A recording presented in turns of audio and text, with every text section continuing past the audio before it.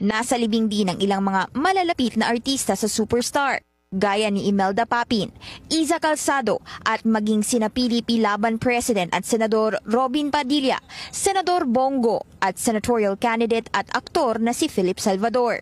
Bago mag alas 9 ng umaga kanina, dumating sa Metropolitan Theater ang mga labi ni Nora bago dinala sa libingan ng mga bayani. 2022 nang ginawad sa kanya ang pagiging National Artist for Film. Dumalaw sa huling araw ng lamay si Pangulong Bongbong Marcos kahapon, kasama si First Lady Liza Araneta Marcos. Sinamahan sila ni Presidential Communications Secretary J. Ruiz. Dumalaw din sa lamay ang kanyang kapatid na si Senadora Amy Marcos. Inalala pa ni Senadora Amy ang shooting ng Himala sa Ilocos, ang pelikulang umani ng sikat na linya ni Nora na walang himala. Binawian ng buhay si Nora Honor nitong April 16 sa edad na 71 dahil sa acute respiratory failure.